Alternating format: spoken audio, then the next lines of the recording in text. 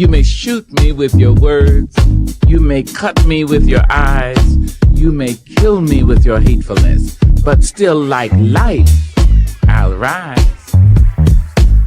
I refuse to accept the view that mankind is so tragically bound to the starless. The host of Black Newsbeat, Dr. Kimeka Campbell.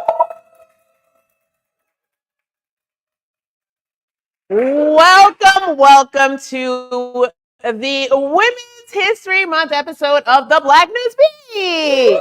Yeah. I am so excited to be here with all of you. It has been a whole month since I've seen you last. So I was supposed to come and hang out with you guys for Carnival. But what happened was I was having too much fun, okay? I was in Trinidad and Tobago with my wonderful, delightful husband, who we have big news about tonight. Let's prep that. Let's preview that.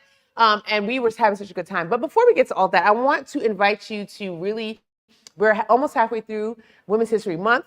And so I want to invite you guys to, really celebrate. We have a lot of great things happening this month. But welcome to Black Newsbeat, y'all. It's Women's History Month, aka the time to celebrate the brilliance, resilience, and straight up power of the women who shaped history and are still making moves out here. And let's be real, that includes a whole lot of Black women and whose impact runs deep.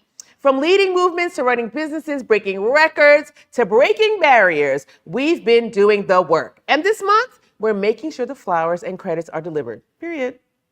Tonight, we're uplifting voices, the stories and legacies of women who inspire us. We'll laugh, we'll learn, and we might even get a little emotional. But all in the name of giving honor to where honor is due. So let's get ready to celebrate, because it's Women's History Month. Yeah. So first up for Women's History Month, yours truly was at Carnival in Trinidad and Tobago on the island of Trinidad, the main island, the big island. And y'all, it was magical this year. I'm not gonna lie to you. It was magical. It was one of those times where you get out of the cold, because it was cold. Yes. It was real cold. And you also step into this kind of way where everyone's there ready to greet you. You're with a family of people who come from all over the world to celebrate this wonderful time.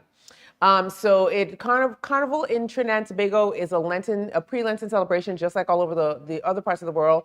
You guys know what Mardi Gras is, right? You know what Carnival in Brazil is. So this is similar. So Trinidad and Tobago hosts the biggest carnival in the Caribbean. Did y'all know that? Oh, nobody ever knows that when I say it, and I feel like I say it every year, but it's okay. Y'all are new. Shout out to our guest here. First time? Thank you for coming. Thank you for coming. So Trinidad Carnival is the biggest carnival in the Caribbean, and it's a big deal. I mean, it's a big deal. People come from over millions of people descend on the island, literally hundreds of thousands of people descend on this island to play mass, to spectate, to go to the fetes. Earlier, what was the question, Jan? What'd you say? She said, what is a fete? What is a fete? And fete is a French word for party. And so the one thing I like to do is party when I go to Trinidad. You know why? Why, babe? Why do I like to go to fetes in Trinidad? I'll wait for him to answer. He knows the answer. Mm-hmm. It's okay. Free to be me. And what are they in Trinidad? They are not in these United States. All inclusive. He knows me. Listen, there's food, y'all. There are drinks. It's a concert, all you can eat buffet and all included drinks all in one. And you're there with your closest friends. It is the best party on the planet. And that's not exaggeration. So I want to show you a couple pictures of me at Carnival. Please turn your attention to the screen. You're not, because Sis was real fly. And so was Buster. Buster was out there too. They didn't take as many pictures of him as they did of me. But, that's what happens. So that's us at Mirror Monday. So a little bit of education for Carnival. When you go to Carnival, you play in a band. And a band is a bunch of people that get together and they are separated into sections and they have different costumes. But for the first day, and you play over 2 days, you play mass over 2 days. in a section in a band. That's as much as you need to know about that. All right. And when you are in a band, the first day that you do it is Mirror Monday. Go back one. And Mirror Monday was it's like the dress down day, right? And then the second day is Pretty Mass. And that is what you see there. Listen. Ooh. Ooh. That pink was my favorite. This is the prettiest outfit I've ever had. Like, it's the most beautiful costume I've ever had. And it had It required some architecture. yes, it did. Yeah. I had a parasol, and the wings, they call them a backpack. And that backpack, babe, how much would you say that backpack weighed? Yeah, like 25 pounds. And I carried it for how long? Probably 10 hours. No, okay. So the woman who created this look, her name is Solange Govia, and she is a resident and native of Trinidad and Tobago. Shout out to Solange. She actually she actually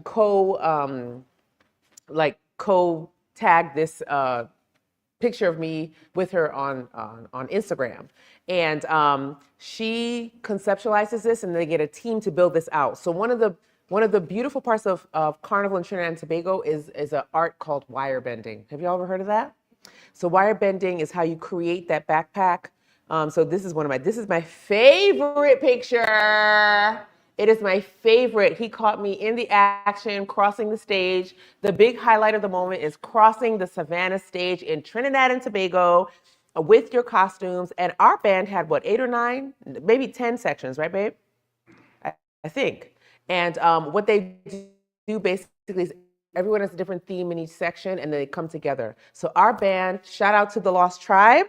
Shout out to Section Rhythm. That was the name of our section. And our theme this year was Lost in Time. And it was such a beautiful kind of presentation. They talked about brother and sister Savannah, Carnival, and Time, and why Carnival kept on trying to save humanity, which I thought was so beautiful. And talked about, and Time was like, get rid of them. They're all about war, and they are hurting each other, and they are, being so mean to each other. Why would you keep trying to save and celebrate with them?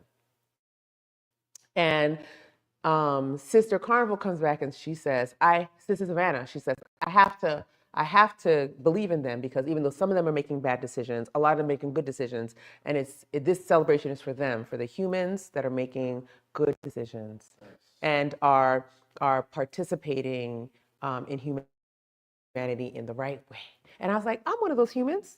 And I felt free to celebrate and to do what I had to do.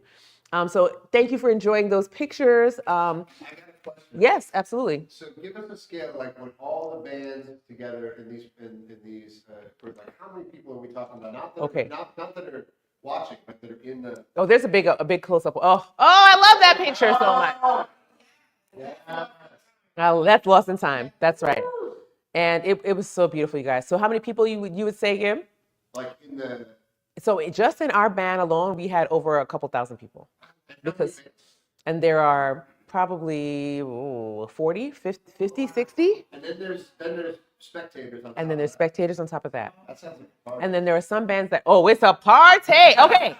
Now let me paint a picture for you. Picture it, you're on the road. It is Carnival Tuesday 2025. And you are with these big 18-wheeler trucks, right? And there are several trucks going alongside the masqueraders. So the trucks are on the left side, masqueraders on the right side for the most of the time. Sometimes you got to change sides or you're turning and stuff.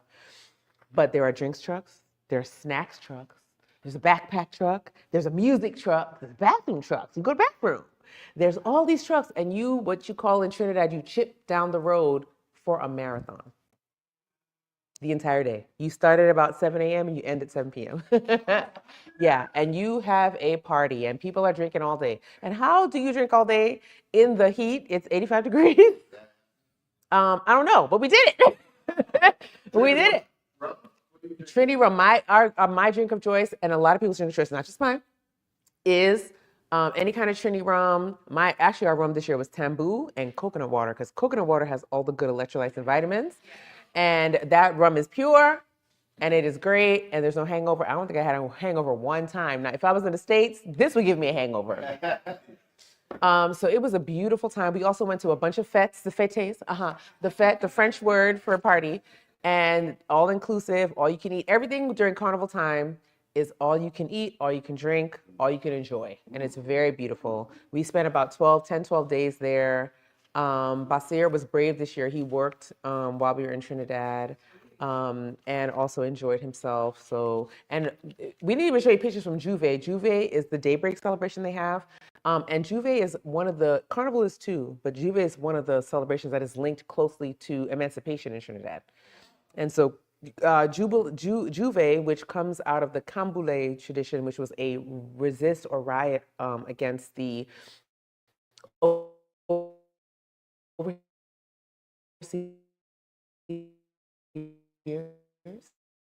and the rich of the country who were oppressing. They would paint their faces with mud so they couldn't be recognized, and they would protest. And they would protest with music and instruments. And they would do that till daybreak, and then they would go to the ocean and wash that all off and go home so they wouldn't be recognized. And so we reenact that every year, right before Sunday night into Monday morning, Carnival Monday morning. And that daybreak represents cleansing and rebirth. And then you go into Carnival Monday, you party, you Carnival Tuesday party, and then you give up something for Lent. What I didn't want to give up Carnival though, but it was such a beautiful celebration, and I'm glad I got to do it this year, especially because I didn't want to go after. So this trip was supposed to be a present to myself after the election, and you know it's kind of sad. And it was very hard, and it's been hard ever since, personally for me. And so I didn't want to go. And something was like, you got to go. First of all, as they say in Trinidad, my money done spend. So you have to go. You can't just be like, you can't go. We spent, it's not a cheap trip. The costumes are expensive. The boarding is expensive. It's expensive. But it's worth every penny. Like I wouldn't trade it for anything. This is one part of being a first generation American that I am super proud of. So, yeah. Thank you for indulging me. Yeah. So we are going to take a short break, and we're going to be right back to sweep these streets and see what's going on. We have a lot to talk about in this country, y'all. So let's get to it, okay? Let's sweep these streets, see what's going on.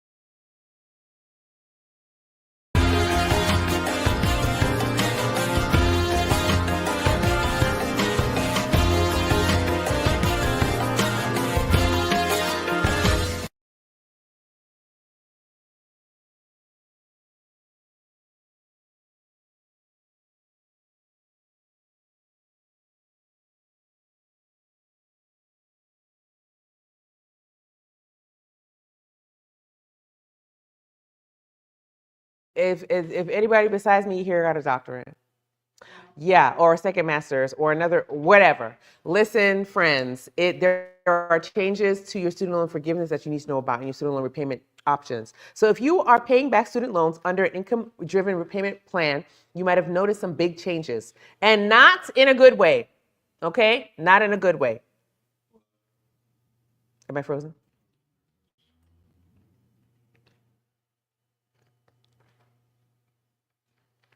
I get to drink, take a drink. Oh.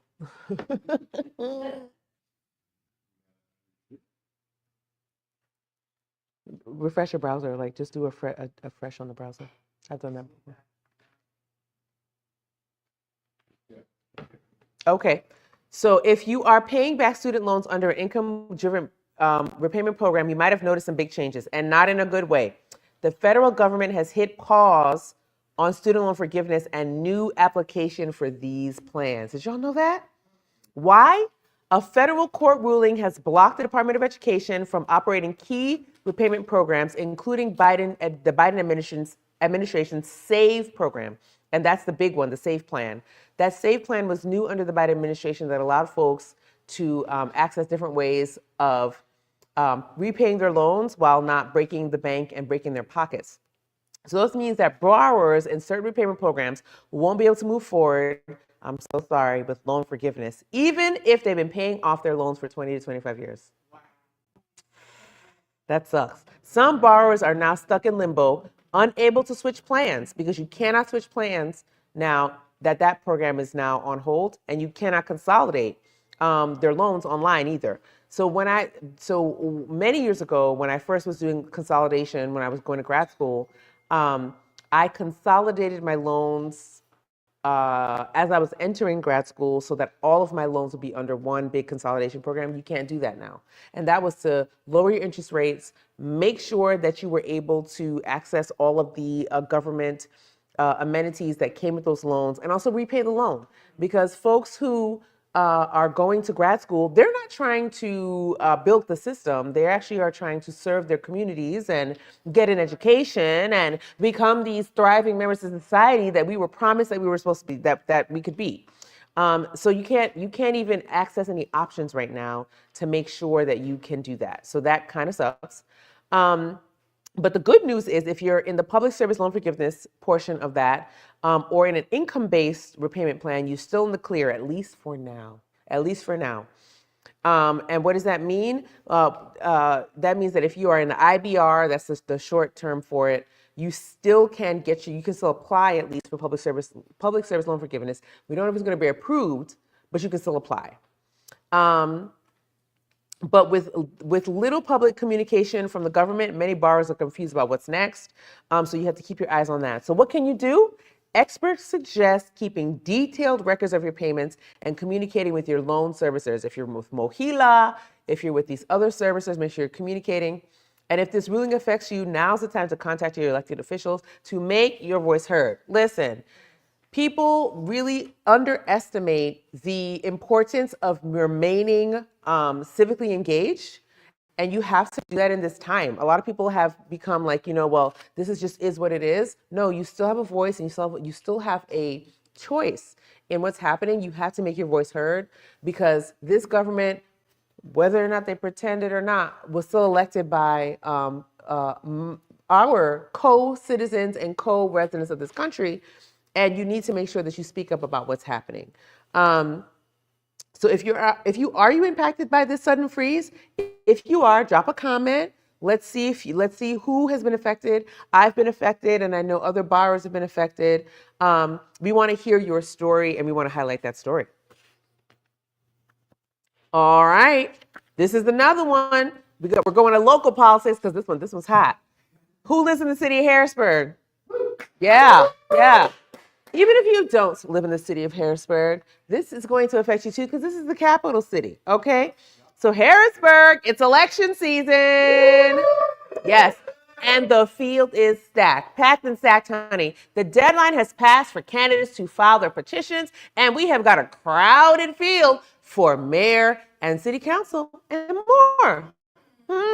Let's start at the top. Mayor Wanda Williams is seeking a second term, but she's facing some serious competition. She'll be up against City Treasurer Dan Miller. There we go. Oh, there I am. I'm back. I'm back, ladies and gentlemen. So Mayor Wanda Williams is seeking a second term, but she's facing some serious competition. Dun, dun, dun. She'll be up against City Treasurer Dan Miller, Council Member Lamont Jones, activist Tone Cook Jr., and former candidate Louis Butts Jr. It's a full house. And with no Republicans in the race, the May 20 Democratic primary is the main event. You know what that means? Once the primary is decided, that person is more than likely, almost 99% likely to become the mayor in that race. So they're still going to vote on November 5th. They're still going to vote. But what that means is They're more than likely to become the mayor once that primary is decided. Meanwhile, Harrisburg City Council's race is just as packed. 3 incumbents, Alsha Green, Jocelyn Rawls, and Ralph Rodriguez, who is actually going around playing city dumping cop right now. If you didn't see his live, he's out there making sure that there is no illegal dumping in the city. They're running for re-election. But with Shemaine Daniels stepping down, one seat is wide open. This is where it gets tricky. Honey, there are 11 challengers for those 4 seats. So you got 3 incumbents and 1. So these challengers have filed to run, including Leslie Franklin, Lisa Glenn, Sharon Horn, Elise Irvis, Robert Lawson, Willie Ross, Rich Sanders, Lori Salisbury, Carl Singleton, and none other than Basir Vincent.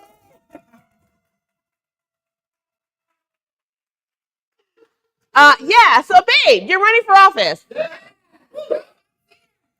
So you're gonna come on the show and talk to us about your platform? Yes, and all candidates are invited on the show to talk about the platform. I would love to just limit it to Basir because he's husband. He's cute too, but I can't do that. All of you have to come on the show who are wanted. We want you to come on the show. We want to talk about your platforms here on the show. Again, no Republicans have filed for this seat either, so the primary will decide it all. This is a heavy primary city. That means city council and the mayor decided in the primary. That's very important for you to know. This affects voter turnout too, because a lot of people will skip the primary and then be really upset that they only have this limited choice in the general. So you gotta get involved in the primary. Promise me you will. All of you. Thank you. And that's just city politics. Dauphin County has some key races too, including county coroner, clerk of courts, and the school board seats, and also the prothonotaries up. All of our seats it's a lot. And when people tell me that they do not vote during their off-year elections outside of the general, I get really sad because local elections matter most. Most. Remember like yes. 2 years ago when we did the live election results? Yes. And we had Ona. Ona. Yes. And Rachel. Was it Rachel? Ona and Rachel? It might have been Rachel Peacock. Hadrick. Yep. Or Hadrick. Mm-hmm. And y'all kind of went through and broke down every race. Yeah, what they were. I would suggest. Can we do that again? Do it before the election. Oh, okay. You know what I'm saying? Yeah. Because to explain what these. Let's do it. Do y'all want to do that? Do y'all want to see that? Y'all think that would be good? Yeah. Breaking it down before the election? All right, we'll do that again because that's my favorite thing to do anyway. Yeah, that was 2 years ago. Oh my gosh. We got to get back to that. Yeah. And so bottom line, this election will shape Harrisburg's future. And with so many candidates, your vote really matters, guys. It's not a game. Your vote really matters, okay? Mark your calendars for May 20. May 20. What date is it? May 20th. Mark your calendars for May 20. That is our PA primary. Get informed.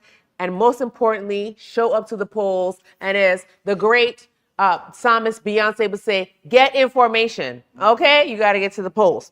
Now, we want to hear from you. What issues are most important to you this election? Hit us up in the comments and let's talk about it. We have had several different folks talk about education, talk about healthcare, talk about our city police, talk about safety, infrastructure, talk about our roads. Roads is a big one. Biking. What else have you heard, Basir? Housing is a big one. Economic development. Did you see the Harrisburgers with Cameras group just outlined like 6 businesses that closed downtown, including Home 231, I know, including Tacos Amigos, which is so delicious, so my favorite. They moved to the West Shore. Yeah. We can't be losing businesses like this at this frequency to the West Shore. We got to do better. So we've really got to elect officials who understand the landscape and how they can make sure that we have a thriving downtown, a thriving city. And my very good friend, Anna White, made a post today that said, listen, if downtown is feeling not served, if Midtown is feeling not served, and Allison Hill has been saying this the whole time, and Uptown has been saying this the whole time, then it is not a localized problem. We have a problem throughout the city with the entire city feeling unsupported, including our businesses downtown, including Allison Hill, including Uptown, including south of Harrisburg, feeling underserved in our city. So we have to elect officials who are going to make a difference for our residents and our visitors and workers who come to the city every single day. Yeah, we got to do that. So pay attention and get ready to vote on what date? May 20th. Thank you very much. That was very good. Very good. Now, what other municipalities are you guys from? Where are you guys living? Camp Hill, good. There's some big stuff going on in Camp Hill too this election. So, yeah, school board in Camp Hill is a big deal. Please, yes, that's right. Yeah, you got to stamp down the Moms for Liberty. And when I say stamp down, now this show's nonpartisan, and so are the people that support it. However, our kids matter, and when you have institutions and groups that are trying to disproportionately affect our children, you got to pay attention to that. So pay attention to which groups are supporting which candidates and why are they there supporting those candidates, and make sure that you show up in force. One of the things I was proud of Cumberland Valley School District for and the parents is they absolutely came out in force when their LGBT students were being affected.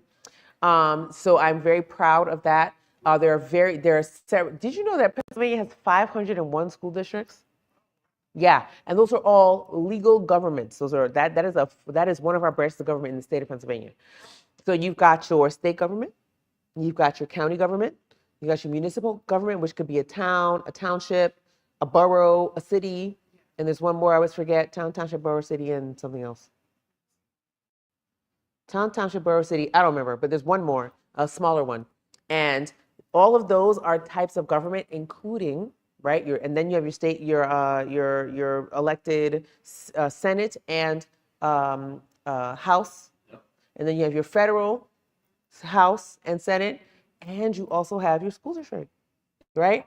And judge, thank you, and your judgeships. That's a separate branch of government, right? So you have judgeships that are Court of Common Pleas is up. We had our MDJ seats last election. We have our Supreme Court seats. We have Superior Court seats. We have our, I don't think Eastern Federal Circuit Court is up right now, but we have a myriad and a complex system of judge seats that are going to be coming up right alongside your representatives. I know that's a lot to digest, you guys, but it's important you pay attention. Go to Ballotpedia, go to the different sites. We have Democracy First, we have Turn PA Blue. All these organizations are doing the work. Maybe not Turn PA Blue because they're partisan, but still, go to these organizations that are doing the work of keeping you informed of who's running for what, and learn. And it's just a little bit every day. Just a little bit every day. You don't have to do it all at once. Just a little bit every day to make sure that you are informed about what's happening, because this affects you right now. Right now. You have representatives that are voting on what monies come down right now. Governor Josh Shapiro had to sue the federal government to release $2 billion of money, and he won. Yeah. And guess what? And as the AG, he was the most suingest AG. He sued the Trump administration the most, and he won. And why is that important to Pennsylvanians? Because it frees up money to help us keep living the quality of life that we have in Pennsylvania, to support our seniors, to support different things. But there's so much more things coming down the pike, y'all. We'll talk about that. And that leads me right into where's Kamala Harris? All right, family, let's talk about it. Where's Kamala Harris? Every time a major political moment happens, folks start asking, why isn't she leading? Why isn't she more visible? We voted for it, and where is she? And let me be the first to say, maybe she doesn't need to be out front, right? Look, Vice President Harris has done enough. She made history as the first Black woman, first South Asian woman, and the first HBCU grad to hold office. Shout out to Howard University, right? She's taken on some of the toughest issues: voting rights, immigration, reproductive justice. And let's be real, she's faced more scrutiny, more disrespect, and more dismissal than just about any VP in recent memory. Is that a lie? It ain't. Yet, every time something goes down, people want her to be the face of the fight. But here's where it gets interesting. Rumors are swirling about what's next for her. Did y'all hear about rumors? Some say she's considering a run for California governor in 2026 if Gavin Newsom sets his sight on the White House. Others think she's eyeing the presidency in 2028, especially after her 2024 bid didn't pan out. So the real question isn't where is Kamala Harris? It's what's next for Kamala Harris. And should she set up a run for president? How y'all feel about that? She should set up a run for president. If we're having elections, let's do it. If we're having elections. Well, we won't get into that on tonight's show. But if we're having elections, why not? And this is something that I want to bring to the local level too, because one of the things that happens for Black and brown women across Pennsylvania, across the Northeast, across the country, even in the most liberal spots, they'll run once and they'll lose, and people go, see, Black women can't get elected, women can't get elected, such and such and such. Meanwhile, their white, male, et cetera, counterparts run 3 or 4 times before they're elected. How many times did Joe Biden run? Please. And that's the closest example that we have for her. So I think she should do whatever she pleases to do. But if she chooses to run for president, I don't think that's a bad idea. A lot of people say, oh, she shouldn't run because she's already run, she lost. But where's the equity in that? If she can only run one time and others are running 3 and 4 times, where's the equity in that, right? So the real question is where is she, but what's next for her, right? Should she step up and run for president? I think she should. Or is it time for someone else to take the baton? I think if she wants to run, that is her prerogative. That's what I think. So, but that's what I think. Hearing from you. Would you support a Kamala Harris 2028 campaign? Or has she already done enough? Okay, drop your thoughts in the comments online. Be nice to see a real primary for her. Absolutely, especially since she's built up what she's built up so far. I think it would be absolutely nice to see an actual primary. I know we have a lot of opinions on whether or not Joe Biden should have did what he did. I think personally, I would like to see an actual primary for her and not one 107 days out. One where she actually had time to build a following and build herself up. So yeah, okay. So let's get into it. We have a couple other things to talk about. Let's get into Media and Melanin, which is my favorite segment of the show. And we got some things to talk about. So first of all, let's just shout out to my very favorite musician right now and has been for a long time, Doechii. Shout out to Doechii. Alligator bites into everything. And she really has done a good job of like positioning herself as a relatable artist, right? It is hard for dark-skinned Black women to do this. And I want you guys to recognize that. We got all kinds of different folks in the audience tonight. A dark-skinned woman winning a Grammy, doing this work with, and it's not even an album, it's a mixtape, which is a very different beast than an album.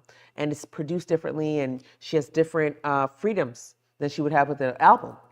Her winning a Grammy for a mixtape is crazy. And then she went to Paris Fashion Week and killed it. Slayed. Every time she has a performance, she's slaying it. And I just want to say, haha, Ice Spice, you called her the dark-skinned chosen one, and girl, where are you? You was at Fashion Week looking crazy, and that's on you. Okay. All right. But I really am inspired by her, and I posted this on the Black Newsbeat page. You can look at it. In 2020, she did another mixtape / album, and Oh, the Places Will Go, and on that album is a track called God. And she pontificates about her own understanding of God. And she said that God, to her, is the unlimited source, right?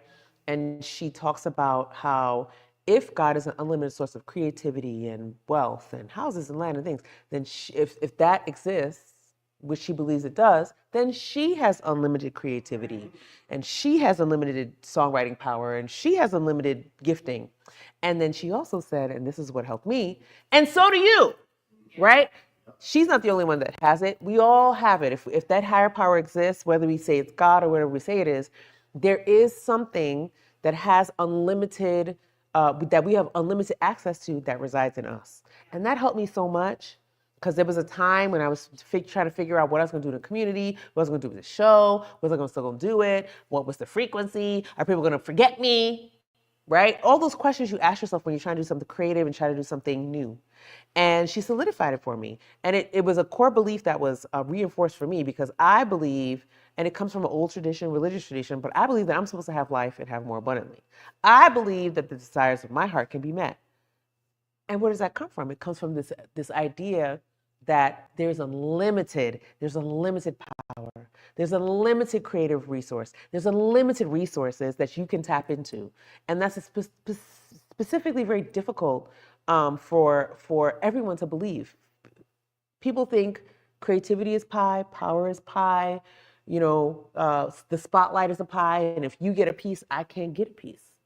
And she broke that mold for me. She said, no, we have unlimited access to those things and we can be creative in our own right. Yes. And I'm very thankful for that. I'm thankful for her. Abundance. So you can have creativity and have it more abundantly. You can have the desires of your heart and have it more abundantly. You can have the things you want and have it more abundantly. And you can be creative and you can be unique in that. And so, yeah, I love her for that. If you haven't checked out her album, check that out. Her mixtape, check it out. And all her performances and her outfit. Listen, the outfit with the jean and the white, I need one. And I'm not going to look as good in it, but I need it. So let's talk about another thing. Let's talk about Hollywood Woes Black Women Edition. So y'all, what is going on with all these messy breakups in Hollywood? Did y'all see this? I was talking about this on the page. Black women messy breakups are running crazy out in the Hollywood streets. So let's talk about Journey Smollett. Do you hear about Journey? One of the most accomplished actresses. Her ex-husband just hit her with a legal request for half of her retirement savings.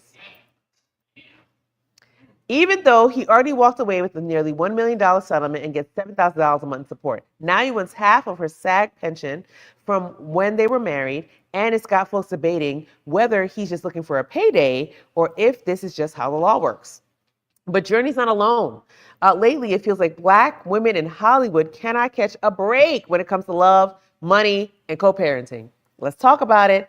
Halle Bailey, dealing with a custody battle with DDG, who's mad that he can't see their son whenever he wants. He's venting on social media. He's dropping songs about it. He's threatening legal action. Then he said he's not going to do legal action. Meanwhile, Halle's been quiet, but the situation is getting real public real fast. Cardi B filed for divorce. And now Offset is very upset, okay? Keke Palmer and Darius Jackson had a messy falling out, but they seem to have gotten it back to cordial terms for the sake of their child. But listen, those are the new money. The old money is Mary J. Blige, Wendy Williams, Tia Mowry, Halle Berry have all had to pay big in divorces while their exes walk away with fat checks. So what's really happening here? And are we seeing a shift in power where more high-earning Black women are forced to pay in breakups? Or is it just a reflection of how messy relationships can get, no matter how famous you are? And y'all have had plenty to say about this. Child, the page lit up. I don't know if I can talk about this too in depth tonight because it's already 8:09. But the page had a lot to say about this, about how we coddle certain folks and Black women had to pay a tax, not just in getting into the industry and also about how they deal with their mates and the people that they couple with. So if you want to read more about that, please visit the page. People had a lot to say. I was very impressed with the depth and breadth of the conversation. Let me see if I can find one to read to you real fast. Scroll. Let's see here. Oh yeah, we had. Ooh. Look at the comments, honey. Every time I go back, I'm like, that was a lot to say. Let's see.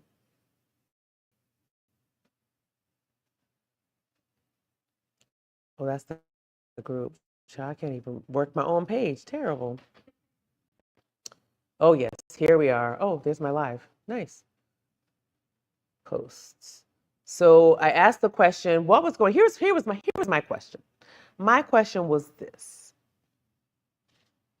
Drum roll, please. Give me a drum roll while I look at it. Oh, thank you.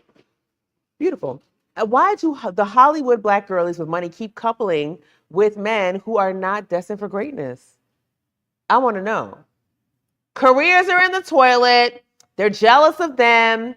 They don't have anything to bring to the table. What is the fascination? Why do these women keep coupling with them? And a lot of people said that we have been, as a society, not just black women, but we as a society, because they mentioned Sandra Bullock, because I brought up black women, but they mentioned Sandra Bullock and other white women. We've been conditioned to support men no matter what. Men are always redeemable in our society while women are not. And I thought that was a very interesting conversation. So keep the conversation going. Do you believe that? Do you think that men are more redeemable in our society than women? Because that was a big conversation on the page. Anybody believe that? Is that something that you see? Right? Men can get away with a million things, but if a woman does it, it's like, oh, banishment, right? To hell with thee. So yeah, some of the names that were named were, I think, it was Sandra Bullock. It was a couple other very prominent white women as well. So even though I brought up black women, people are like, oh, honey, it's not just black women, which I believe. I think black women get it worse, but it's not just black women, right? So I thought that was interesting. But we want to hear from you about that. Are women getting played, or is this just a cost of success? Let's talk about it. And I want to take it on a lighter note. I know that's kind of heavy. It's hard on my heart, but it was a big conversation this week on the page. So tonight for our second Media in Melanin, we're giving flowers to Queen Latifah and her hit CBS series, The Equalizer. Have you seen this show? First of all, I love Queen Latifah. She is a rap goddess, OG in the game, movie star extraordinaire, and now she has branched out into primetime television, which I thought was just been amazing for her. And it's a show, The Equalizer, on have y'all seen this on CBS, The Equalizer? If you have not, I wanted to get another season, so you need to go watch it now. Go stream it on CBS, Paramount. Yeah, Paramount or Prime, if you have Prime. Go watch a couple episodes, let people know you want it. So a show that's proven once again that black women are leading the way in action-packed television. First of all, she is a ex-CIA agent who branches on her own to do the goodwill of the people after experiencing something very tough in the CIA. And I thought that was just such a great setup because a lot of people join government-led agencies that are supposed to help do things and realize that there's so much corruption that they're not doing any good. And that's what happened with this story. So now, if you didn't know, The Equalizer is a reimagining of the classic 1980 series that starred Edward Woodward. The show also, was also adapted into the blockbuster movie starring the one and only Denzel Washington. But when CBS brought it back in 2021, they made history casting Queen Latifah as the first black woman to lead the franchise. Shout out to Women's History Month and Queen Latifah. Latifah plays Robin McCall, a former CIA operative who now works as a vigilante, using her skills to help those who have nowhere else to turn. She's smart, she's fearless, and she's serving justice every Sunday night. Fast forward to today, The Equalizer is still going strong. Season 5 has been delivering major action, and just this month, the latest episode Trust No One, aired on March 16th. But with no official renewal announcement yet, fans are waiting to see if we'll get a season 6. That's where you come in. Stream it, watch it, turn in on Sunday nights, because we want to make sure shows like that get as many renewals as possible. So let's talk about it. Has Queen Latifah redefined the action hero, or should we get another season of The Equalizer? Let us know if you've seen it. We've been talking about it on the page. I've brought it up a couple times. And there's pain points, right? Like there's a lot of discussion around, which I appreciate, around black people and policing, black cops and policing. And there's a lot of disillusionment. And I think it plays true to real life with the disillusionment that people who get into law enforcement who are black feel once they get there, and the choices that they have to make. So please watch. And let's give our show another season, okay? Yeah. Here is my favorite segment. It's called There's Nothing to Do in Harrisburg, also known as upcoming events. Aha! Because people say something to. Even with all the restaurant closures, there's still a lot going on. Since I've talked to you last, I told you about Men in the Kitchen at 602 North 2nd Street. Definitely check it out. I've been a couple times. I've had several. The corn, honey, if they have the deep fried corn, please get it. It is delicious. Honey, deep fried corn, I said. It is delicious. Deep fried Cajun corn, I forgot. Sorry, Justin, but what the name that it is to die for. Buster and I went on Sunday. Buster had some very good pasta. We had some salmon. It was a very good meal. So even though there's stuff closing in Harrisburg, we want to support what's there. And we also want to support what's there because coming out of a pandemic, I know people think that it's been years and years since the pandemic. It has not. Right? And it's affected our businesses severely. It has. And so we got to support what's there. We got to support what's there and make sure that we show up for those businesses. If you're coming from out of the city, if you're coming from a neighboring district, come and support our downtown nightlife, support our downtown weekend life and evening life. Parking's free at night. Parking's free at night after 5 p.m. Shout out to my favorite restaurant in Harrisburg, Miyako's Sushi. Buster and I just had food there. What's that, babe? Saturday? Yeah, Sunday. Absolutely amazing. And we want to support these businesses. And they made it through the pandemic. They were quick to innovate. They pivoted quickly to delivery and takeout, which they really hadn't done before the pandemic. They did a little bit of, and I want to celebrate them because they really have made an impact in how I think about a business that can innovate through very difficult times. So shout out to Miyako Sushi. I love you guys so much. Yeah. So Women's History Month, just like Black History Month, is full of so many great events. And there's one I want to shout out that's coming up. Charcuterie and Cocktails is coming up on March the 15th at Culture and Commerce Co-working at 19 and a half North 4th Street. Okay. This is being put on by the one and only Maisha Webb. She is businesswoman extraordinaire in the Harrisburg region, and it is about to be a good time. It is going to cost you $50, but you're going to get drinks. You're going to make your little charcuterie, and it's from 6 to 8 p.m. this Saturday. Y'all need to get there because I'm going to be there, so you should come with me. Night Market is on 321 at Culture & Co. as well. Culture & Co. got all the cute little things happening. Okay, it's happening. The Night Market, there'll be vendors, and you can get some different things that are happening and support our local solopreneurs, hustlepreneurs who do this stuff on the night and weekends, support them and their stuff.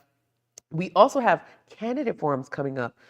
Catch, concerned about the children of Harrisburg, they have 2 candidate forums coming up, one for our county and for our city candidates on 318 and 326. Check that out. They'll be around. They actually have 4, but those are the 2 in the month of March. And you can check out those candidate forums and learn more about our candidates. And YPOC Happy Hour is the last Thursday of the month at celebrating Women's History Month at Culture and Commerce Co-working.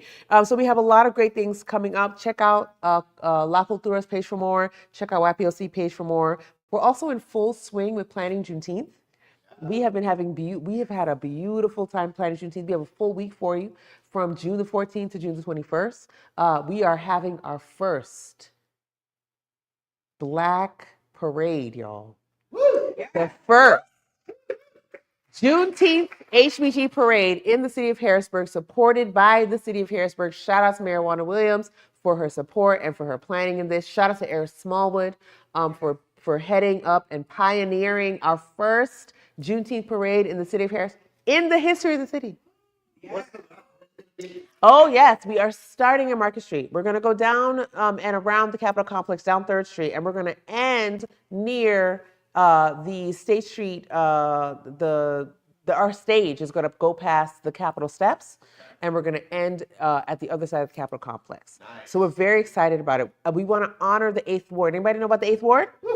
Yes. The 8th Ward is very historic and very central, actually, to emancipation in this country because it houses a couple stops on the Underground Railroad. And it was raised to make what?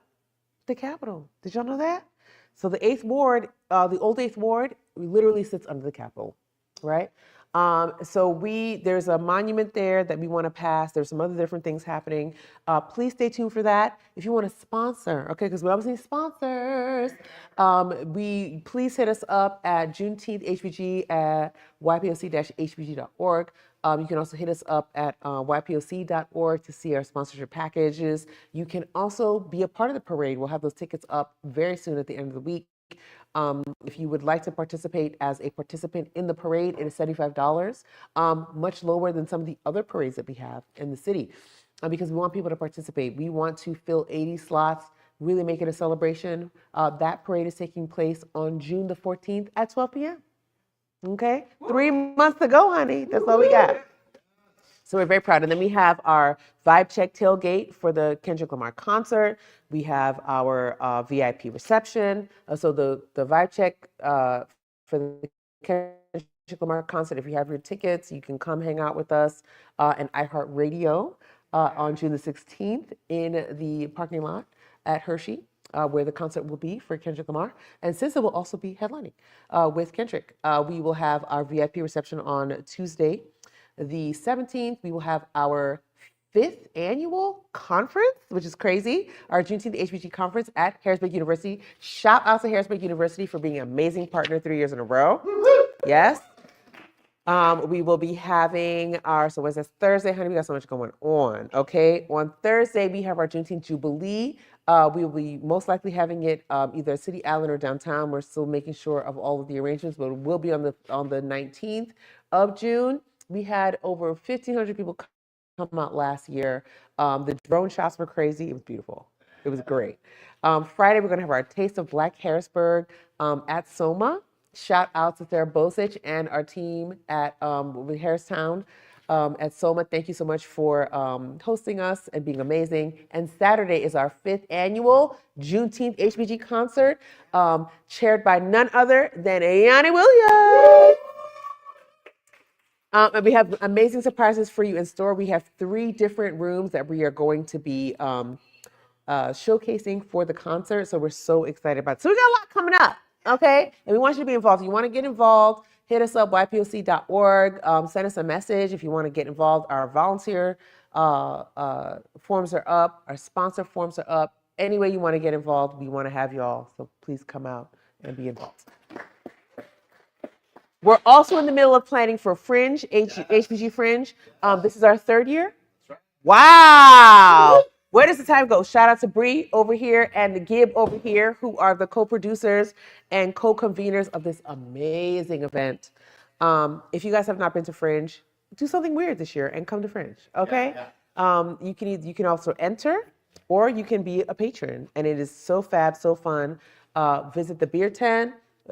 Support local art, support local artists, from playwrights to textile arts to dancers to a burlesque show.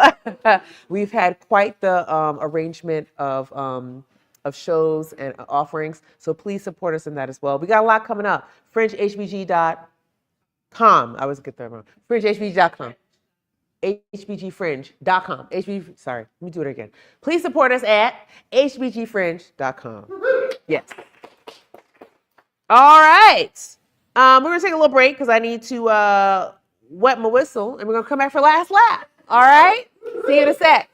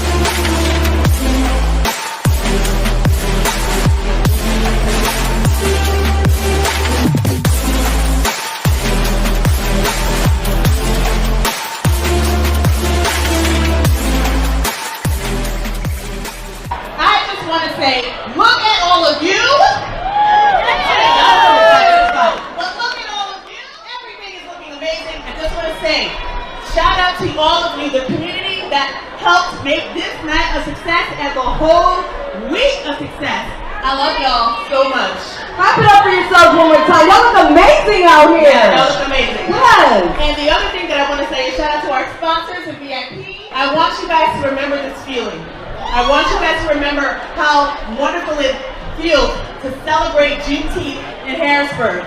We always want to have this, and it's possible because of all of you. Yes. It's possible because of all of you. So thank you. Enjoy the night. Join my POC. All y'all enjoy my POC. Join us. We're going to do more amazing things like this for Harrisburg, for the region, and for the whole state.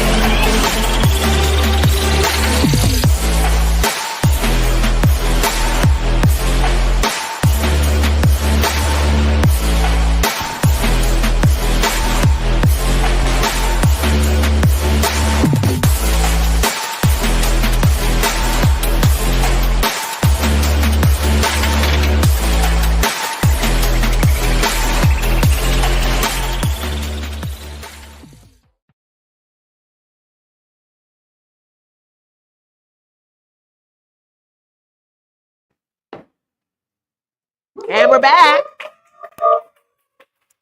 So, all right, family, it's time for Last Lap, where we test your knowledge and, well, send a few folks to hell also, straight where they belong, because I be sending folks to hell sometimes. And today is the day for me. So first up, let's see how well you know your women's history. Who's ready? The prize is $10 via the personal payment app of your choice. 3 quick questions. Let's go. Number 1. Who was the first Black woman elected to Congress? Hey, Rich. Sorry. Come on in. We're playing the game. Come on, hurry up. Who was the first Black woman elected to Congress? It was Shirley. You can't play. Yanni, you're on staff.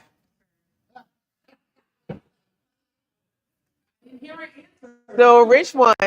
You're supposed to encourage them to. All right, let me look into the camera. Is anybody online playing, babe? Okay. Second question.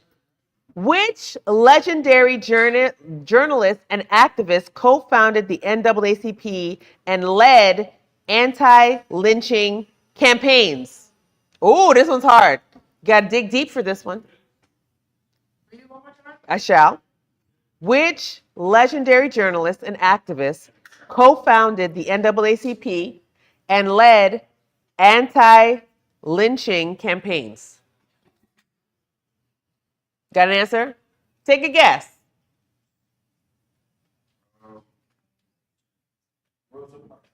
No. Also, you can't play. Take a guess. Take a guess. Do you give up?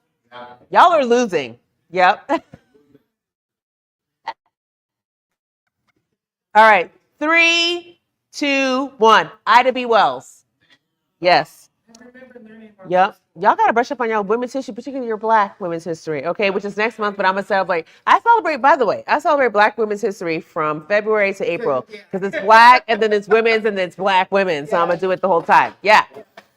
What year did women officially get the right to vote in the U.S. and which amendment made it happen? 19th Amendment. Yes? Okay, well, that's partial credit. It's partial credit. Question again. What year did women officially get the right to vote in the U.S. and what amendment made it happen? It was 19. What? Yanni, ask the audience, Yanni. All right, speak up. Okay. This is a trick question, so. We got part of it. Yes. 1920. No, somebody already said 1920. Oh no, he said 19. 19 what? No, but you're close. Just regular 1920. Thank you. But this is a trick question because what kind of women got the right to vote in 1920? White. But what year did Black women get the right to vote? 68. That's right, in the 60s. That's correct. In the 60s. In the 60s. I don't know, I don't remember if it was before or after Martin Luther King because Martin Luther King was 68. So, okay. So that was a quick question. So now that we've honored so who won? No one. The answer is nobody. I'm keeping my $10. Thank you so much. No do-overs. Okay. Now that we've honored women who paved the way, it's time to clear the room of some folks who clearly don't belong. And tonight, the 10 Democrats who voted against Al Green. Yeah, y'all gotta go straight to hell. Yeah. Because let's be real, Al Green has consistently stood up for us, for democracy, and for holding folks accountable. But instead of standing with him, these 10 so-called Democrats sided with Republicans to try and silence him.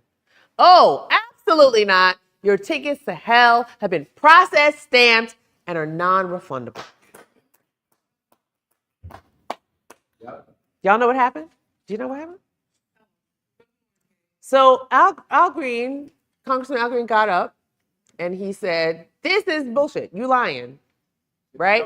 You don't have that's what's my favorite. You don't have a mandate for what you're doing and how you're dismantling our government for all citizens, not just people who voted for Trump and not just people who voted for Kamala, but for everyone. And he got up and he spoke up.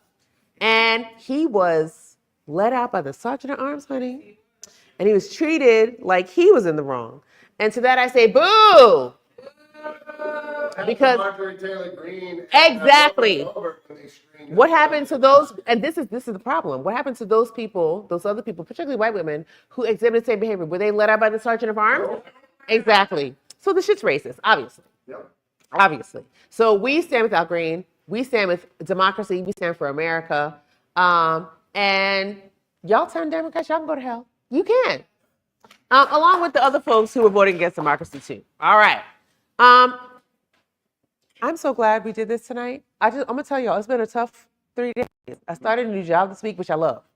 But you know, starting anything new is hard. And so I was encouraged. Shout out to the team at my new job. Shout out, and if you just Google me, you'll find out what it is. I'm not gonna tell you. But I'm so thankful for them. I'm thankful for a chance in a very tough political time to make a difference. And to make a difference for all Pennsylvanians in particular, not just people who voted the way I wanted, but for everyone. So you'll be seeing more of that work coming up because, baby, what's coming up in 2025 is the courts. And y'all got to pay attention to that. The courts are deciding a lot of things, and the courts in Pennsylvania are being targeted. So I want you to pay attention to that coming up because it's going to be a lot. So keep your eye on that for 2025. Keep your eye on that. And your state too, wherever your state is, your courts are going to be targeted because the courts are going to decide a lot of things for us as these drastic cuts are being made, as people losing their jobs left and right. More than 100,000 federal workers have been put on notice that they do not have a job. And the federal government, in case you did not know, is the largest employer. That's it. That's the answer. So make sure that you are paying attention to what's coming up in the next few months. And not even few months, few weeks, few days, because every week is something crazy. And your courts are about to really decide what happens and decides the fate of your state, the fate of your region, and the fate of the country. So pay attention. Pay attention. Focus for attention. That's right. That's right. And that's our show.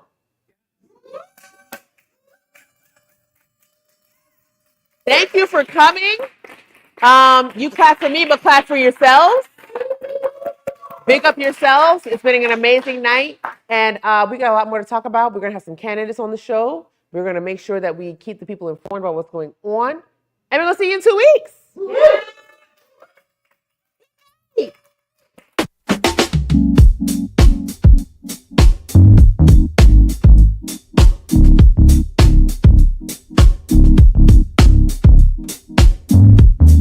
You may shoot me with your words. You may cut me with your eyes. You may kill me with your hatefulness. But still, like life, I'll rise.